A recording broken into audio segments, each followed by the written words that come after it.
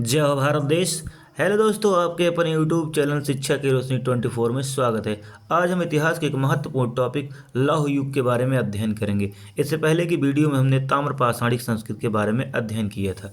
चलिए दोस्तों, वीडियो को शुरू करते हैं। लौह युग, जिस काल में मानव को पत्थर, तांबे और उसके साथ साथ लोहे की जानकारी मिलती है, उसे लौह युग कहा गया है। लौह युग का मतलब लोहे का काल। लौह युग का मतलब लोहे का काल होता है। बता दें कि विश्व में पहली बार जो लोहा कब मिला था, लोहे का साक्ष्य, तो 1300 ईसा पूर्व में विश्व में जो है लोहे के साक्ष्य पाए गए थे। ठीक, तभी से जो है इसे लौह युग की संज्ञा दी गई है।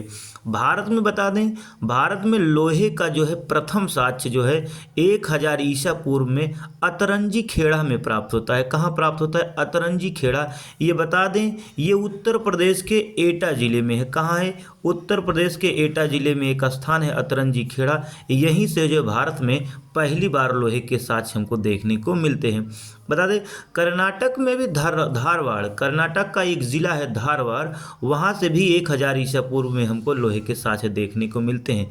किंतु इन दोनों खोजों के बावजूद हाल ही में नवीन जानकारी NCERT के अकॉर्डिंग बताया गया कि सोनभद्र नल, यानी सोनभद्र नल राजा का टीला जो है उसके निकट के काशी और अज में जो है सन 1500 ईसा पूर्व में जो है लोहे के साक्ष्य प्राप्त हुए, जो इन दोनों साक्ष्यों को जो है पीछे छोड़ देते हैं। यानी कहने का मतलब ये हुआ कि प्राचीनतम जानकारी जो है सोनभद्र नल राजा का जो टीला था उसके आसपास की खुदाई, और वहीं से सटा हुआ था काशी और अज जो वाराणसी जिले में है, उससे जो हमको लोहे की जानकारी मिली वो 1500 ईसा पूर्व की जानकारी थी। इसलिए हम कह सकते हैं कि लोहे की प्राचीनतम जानकारी सोनभद्र नल और उसके निकट स्थित काशी और अज से प्राप्त होती है।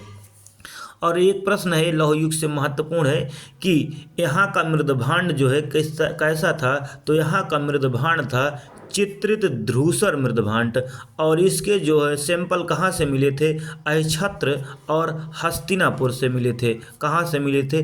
अहिछत्र, हस्तिनापुर से। कुछ एग्जाम पॉइंट है जो पिछली की वीडियो में छूट गए थे, उसे देख लीजिए। मेहरगढ़ को जो है बलूचिस्तान की रोटी की टोकरी कहा जाता है। क्यों कहा जाता है? क्योंकि पहली बार जो है मेहरगढ़ से हमको गेहूं जौ के साक्ष्य मिले थे, यहीं से हमको गेहूं और जौ के साक्ष्य मिले थे, इसलिए मेहरगढ़ को जो है बलूचिस्तान की रोटी की टोकरी कहा जाता है। मेहरगढ़ पाकिस्तान में बलूचिस्तान प्रांत में स्थित है। इसके बाद अगला पॉइंट है, इम्पॉर्टेंट है, ताम्र युग में सोने के साक्ष्य, यानी ताम्रपाषाणिक संस्कृति जब हम पढ़ रहे थे उसमें सोने के साक्ष्य सिर्फ हमको जोरबे संस्कृति मिले। कहाँ से मिले? जोरबे। जोरबे जो कि महाराष्ट्र में स्थित है। कहाँ है? महाराष्ट्र में स्थित है। यमएच का मतलब महाराष्ट्र में स्थित है। यहीं से हमको पहली बार जो है सोने के साक्ष्य मिले। यानी कहने का मतलब ये है कि तो ताम्रपाषाणिक संस्कृति थी, वहाँ कि जितने संस्कृत स्थल से कहीं से भी हमको सोने के साक्ष्य नहीं मिले, केवल ताम्रपाषाण युग के जोरबे संस्कृत से हमको सोने के आभूषण के साक्ष्य देखने को मिलते हैं। इसलिए ये महत्वपूर्ण पॉइंट है। चलिए आगे देखते हैं अब हड़प्पा सभ्यता के बारे में। इसके बाद जो है हड़प्पा सभ्यता का ही समय आता है। हड़प्पा सभ्यता के बारे में बता दें, यह जो है भारतीय उपमहाद्वीप के, यानी भारत का जो उपमहाद्वीप है, उस समय भारत को उपमहाद्वीप के नाम से भी जाना जाता था, तो आज भी उपमहाद्वीप कहा जाता है भारत को।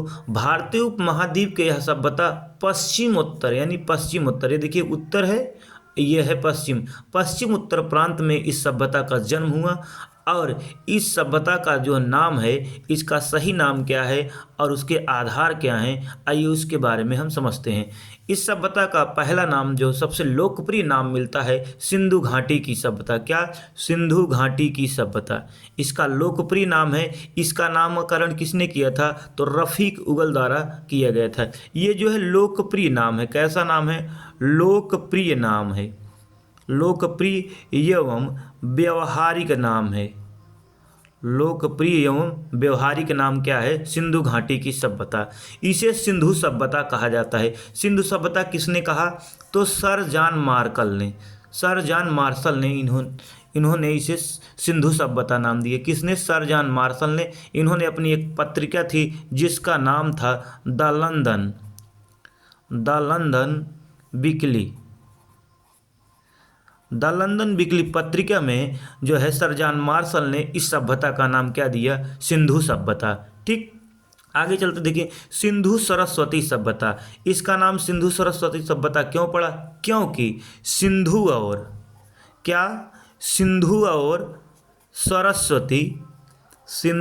सरस्वती जो नदी थी इसके आसपास जो है इसके लगभग 80% स्थल जो है इन्हीं नदियों के आसपास पाए गए, इसलिए इसका नाम जो है सिंधु सरस्वती सभ्यता पड़ा। ठीक, अगला जो नाम है इसका प्रथम नगरी सभ्यता। पहली बार जो है हमको नगरों के साक्ष्य मिलते हैं। पहली बार हमको जो है नगरों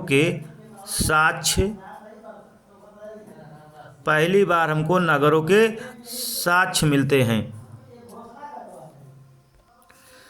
पहली बार इसके नगरों के साक्ष्य देखने के लिए, कहने का मतलब यहाँ जो नगर थे, जैसे शहर में शहरीकरण होता है, न बढ़िया नाली बनी होती है और अच्छे अच्छे मकान बने होते हैं, सुख सुविधाएं वहाँ उपलब्ध होती है, डॉक्टरी व्यवस्था या नालियाँ, पानी जाने की व्यवस्था, जो सब कुछ था वो शहरों की तरह था जो सिंधु सभ्यता का। इसलिए इसे जो है प्रथम नगरी सभ्यता भी कहा जाता है। और सिंधु सभ्यता की महत्वपूर्ण विशेषता ये भी है कि इसे जो है नगरी सभ्यता भी कहा जाता है। इसकी महत्वपूर्ण विशेषता, मुख्य विशेषता है कि सिंधु सभ्यता को नगरी सभ्यता के नाम से भी जाना जाता है।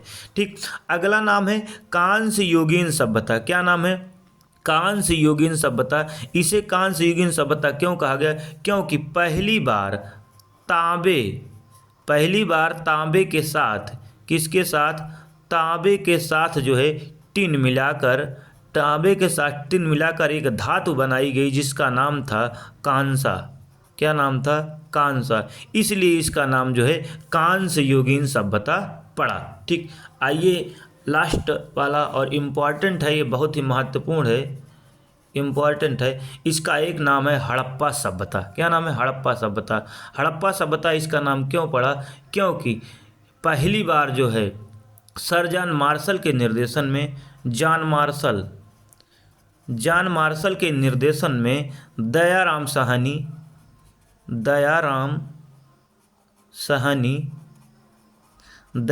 साहनी द्वारा सन 1921 में, कब? सन 1921 में, डेट इम्पॉर्टेंट है, सन 1921 में जो है पाकिस्तान के, कहाँ के?